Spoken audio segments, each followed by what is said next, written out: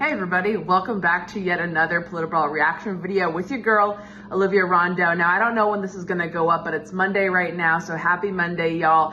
It was a long weekend, and I'm gonna bring you guys a great clip from CNN, everybody's favorite news network, where we get real news and real commentary only and completely fair coverage of everything that's going on in the Trump administration. So let's start going. Let's just roll it. Honestly, let's roll it.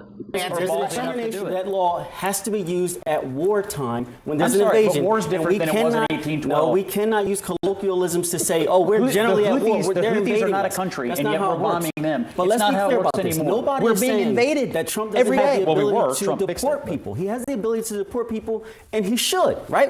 There was a lot of people coming in that should not be here. He has the right to do that. Okay. But he's trying to use this act to get around due process. And the court is saying this act does not apply. They're not telling him not to deport. They're saying use the process that's in place because this act does not apply. As much bureaucracy and red tape as possible to keep it's not everybody. bureaucracy. It's the law. What we're trying to do is use the Un momento. So they're talking about, we have to give these illegal migrants due process because, even though they disrespected our laws and they disrespected their own due process when they came into this country illegally, whether it was to commit crimes or not, they all committed crimes when they came in this country illegally. We just have to respect their due process so much and have a whole trial before we send them packing. Okay. I'll actually give CNN credit for this one. Scott Jennings, I believe his name is, the man with the gray hair that was just talking there. He is my favorite person on CNN. I don't know why they even keep him on there because he keeps making everybody else look stupid. It's basically him and Michael Singleton. They are the best commentators on CNN that I've seen so far, or at least on the roundtable conversations and panels like this. But yeah, everybody's freaking out. I mean, I feel like every video we kind of go back to the Kilmar Abrego Garcia situation, but that's kind of what everyone's freaking out about lately. And we're worried about like accused MS-13 gang members and alleged wife beaters and human smugglers and traffickers. And it's like, do we even, I don't personally care for these people. I don't think that should be super controversial to say. Like, let me know if I'm tripping, y'all, but if you enter this country illegally, I'm sorry. Even if you didn't do anything bad when you got here, I don't necessarily care if you get due process. Oh, I'm so sorry. I'm so sorry. That was really bad to say. But I mean, so, Trump has invoked the, I believe it's like the Alien Enemies Act, Criminal Alien Enemies Act. It's definitely from a couple centuries ago when this country was still a little bit new, but he's invoking it to get around all the red tape and the bureaucracy, like Scott said here. And they're all arguing and just saying like, well, we can't say that they shouldn't be deported, but it just should take a little bit longer to deport them. Like, what are we arguing about here? Let's keep going. Let's see if Scott makes them crumble. the law. I mean, look, is it such a big problem to say you can do things, but you have to do them lawfully? There's a process. We think this is lawful. Really? It's not, but the court is. Do they not see the irony? I know Van Lathan has been everywhere. I've seen, he's not a dumb guy. I'll just say that. He's not a dumb guy. We may disagree on a lot, but he's not a dumb guy. So does he really not hear the irony when he says, we could do things, we just have to do them lawfully?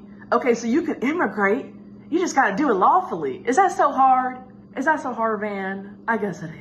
Let's go. One stupid judge, and I want to see what the rest of them say. You know it's stupid. Why You know is it's that stupid? Because I guess he we have to disagrees remind with the everybody assessment here of that Donald Trump Trump. appointed this judge. I don't care. Okay? Again, so this is a Trump-appointed judge. He's not infallible. Judges make stupid decisions all the time. Well, okay, so the ruling's how about not this? actually that So big you of a say the deal. judge They is said to stupid. go back How do we to know the that? second, guys. How do we know that the president is stupid? I'm sure that's your opinion. Oh, it certainly is. But he won the election. And So what does that I don't mean? think anybody, listen, I don't think anybody is stupid. I think all three branches have definitely the some right people to that are operate the way they want. I think the President of the United States Introduce you to has my the brother. right to operate based on his opinion because he's voted in.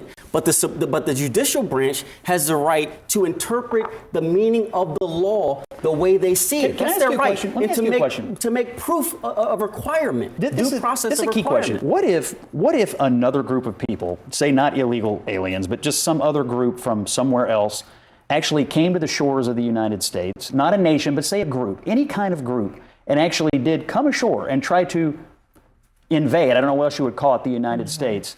Would you run to court and ask a federal judge if the President of the United States, can we defend the nation now? But that's can not we what's stop that's the? not what we're talking It about. is. They're It is what we're talking about. And, you know, this professor, what was his name? Dante Mills from Temple. I think he's being fair. I think he's being smart. I don't think he's trying to get in like a super hyper-partisan argument here, even though maybe he does lean liberal. I'm not sure about him. But to be completely, fully honest, you do have to answer that question. And we are talking about an invasion here. I mean, just look at the boats. You know, especially if I used to live in California, y'all. There are boats full of illegal migrants that would come up from Mexico and land in Southern California. They'd land on the beach, everybody gets out and runs. I'm not saying they came off with guns and bombs and started like actually violently invading, but that is, I mean, it looked like an invasion to me. I don't know what to tell y'all, especially if you see it in Europe. Migrants coming up across the Mediterranean, landing in Italy, landing in Spain, other European countries, get off the boats, run up on the shore. I mean, for all intents and purposes, that is an invasion, whether it's a violent one or not. And we do know for a fact that we are having violent gang members invade our country, cross our border illegally, whether it be on foot, by plane, overstay their visa, or on boat. Like, there's a million different ways. It is an invasion. And so why are we not treating it like that? Because we have empathy? Because it's racist? Like, I just, like, you know, if it was really the other way around, if we were let's say we're a country in the global south, let's say we're an African country, an Asian country, a Latin American country, and all these white Americans or Europeans flooded onto our beaches and set up shop and started, you know, didn't bother to learn the language. Maybe some were gang members and rapists. Like, they would be like, this is colonialism. This is an invasion. This is terrible. And they wouldn't care if it came across as racist to say, hey, if you didn't come here legally, get the F out, because it's not racist to say. I honestly do believe, because, you know, America is a majority white country, you know, with Western values, that we get called all these types of names and slurs for saying, get out or come the right way. But I would be saying the same thing if it was a bunch of Russians or French people coming up illegally across the border. It just doesn't happen to be them, you know? So it is an invasion. It is an invasion. Let's keep going. I'm getting pissed, y'all. All right. Coming across, You were also generalizing here. You were talking about, yes, I agree with you. I agree with you, Scott. But what's the difference? Hold on, What's the Because there will be a declaration of war, and then the act would if there are gang members, and if they're killing or raping women in this country, they should absolutely be deported, and there should be deportation orders, and there should be a process, and there is a process to deport them. You were saying that every person that is here illegally is raping people, and that is not true. You're Okay, lady, first of all, I'm not going to say your name because I feel like my furniture is going to start floating if I do attempt it, but you're lying. You're a freaking liar. You're dishonest. And even if your point was 100% correct, even if Scott Jennings did say everybody who comes over illegally is a rapist, we have no idea of knowing. They were not vetted on the way in. We don't know. They could be a rapist. They could be a murderer. They could be a pedophile. They could be a criminal. They could be a thief. We don't know. So when somebody breaks a major rule or major law to get into your country, I think, you know, all holds are off. I really don't care. You gotta go. You gotta go back.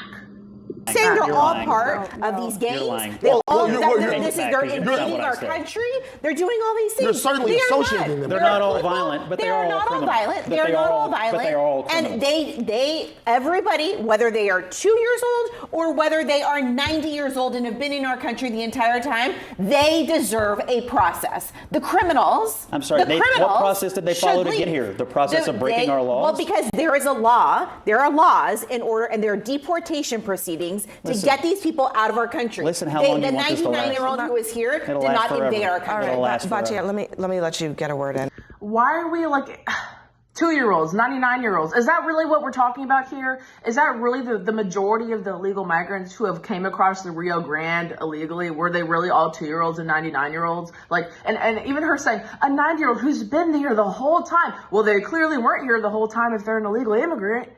Okay, and you know, I'm just gonna quote Tom Homan here about when somebody asks, well, what if their children are American citizens? What if their children didn't know, like, they were coming here illegally and it's their parents' fault?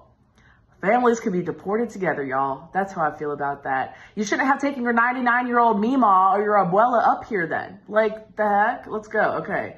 We got a couple minutes left. We got to get through it. Well, to me, like the energy in defense of these gangbangers. I'm not defending them. I just said people said your gang should rape. I feel like that poem where it's like, first they came for the guy who beats his wife, and I said nothing because I don't beat my wife. And then they came for the guy who said, I love killing Jews. And I said nothing because I don't love killing Jews. And now they came for the gangbangers, and I said nothing. Can I say something real quick? Hold on a second. Do you know why that triggers me?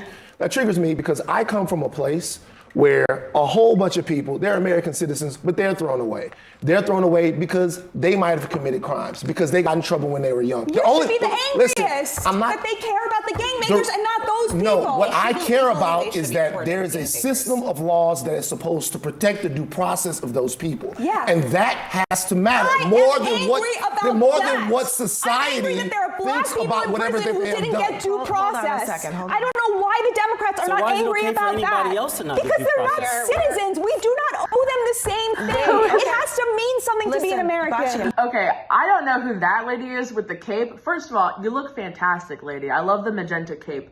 Secondly, I don't know why she only chimed in at the end. That was amazing. And I honestly don't even understand what Van is trying to invoke here. Okay, from where I come from, I guess he's saying that like black kids get locked up and they don't get due process and wah. That is a whole separate conversation. But I think this lady in the pink really nailed down the response perfectly. Okay, they're American citizens. We care about due process for American citizens before we care about due process for everybody else. I think that's such a simple concept. I think it's completely fair to say, stop trying to invoke race. I'm not saying that Van explicitly said black because he didn't, but to me it's clear that's kind of what he was trying to bring up. Okay, is there like a public school to prison pipeline in this country? For sure. And we could talk about a bunch of different reasons why that exists. It's not all the white man's fault. I could just say it right now. It's not all socioeconomic factors and whatnot, but there's a debate to be had here. I don't see how it relates to Kilmar Rodrigo Garcia and other members of violent gangs or who are affiliated with violent gangs. I mean, we got Venezuelan Tren de Aragua members, we got El Salvadoran MS-13 members and Barrio 18 members. We have nasty, nasty people who we don't really want in this country, or I would hope we don't really want in this country. But everybody else at this table, besides Scott and the majestic pink queen lady, everyone just kind of seems like they don't care about that stuff. I don't know if everyone at this table lives in a gated community where they haven't been impacted by illegal migration. I can say that I am not from a gated community, and where I live, or where I come from, Montgomery County, Maryland, is a sanctuary jurisdiction where local law enforcement does not comply with ICE. And we have over the last 10, 15 years, we've had a huge influx of Salvadoran illegal migrants. Are most of them bad people? I actually don't think so. It just contributes to a lack of social cohesion that we used to have in Maryland. And Maryland is always, or at least, obviously I'm young, okay, but like in my lifetime, it's always been a diverse place. It was never a all white or all black or all Latino place. All the races kind of live together in harmony. But now you have a huge influx of people who don't even speak English. And we do have MS-13 crime. Actually, like some years ago, this is probably over 10 years ago at this point, but they found a body in the woods behind my house, and the police were like, I don't think it's anything to worry about because it's MS-13 gang related, so it's not like a random killing. That still worried me, and I still stopped going in the woods, like hiking and stuff, for like a full year after that, because what the heck, y'all, that's not normal. That is low social cohesion. And just to make the jump from let's get these illegal migrants who may or may not be gang members, who some of them are definitely gang members, confirmed gang members, the F out of here, to, well, what about little Johnny when he was just, he was just a kid on the block and he just had a, wrong place at the wrong time and he stole some stuff and now he's in prison for life. Like, okay, I don't know. I just don't relate to that sob story at all. I know it's real and it exists or whatever, but definitely not to the degree that Van is implying here. And it's definitely not related at all to this conversation about due process, because like Pink Cape Lady said, okay, if we're going to have a conversation about due process for Americans, let's prioritize that. Let's actually, she actually said you should be angry. If you feel like your community or your neighborhood or the kids that you know or you yourself has not been given due process, but you're arguing for illegal migrants to get due process? Like, that should make you angry that the whole left right now is arguing for due process for Kilmar Abrego Garcia over Rodney down the block who stole some bubble gum when he was 3. Like, okay, I don't know. This whole thing is just making me feel like liberal commentators not only don't care about America or Americans, they hate us. They hate American citizens. They hate what this country stands for. And they're saying this under the guise of, well, we actually really care about what this country stands for. We care about due process. You don't, dude. You don't. I'm sorry. If I wanted to live in El Salvador, if I wanted to live in Mexico, I would live there. Okay? There's a real thing. I mean, demographics are a real thing. America is a country. It's a nation of people with a heritage, with a culture. And of course, it's a melting pot culture with immigrant groups from all over the world.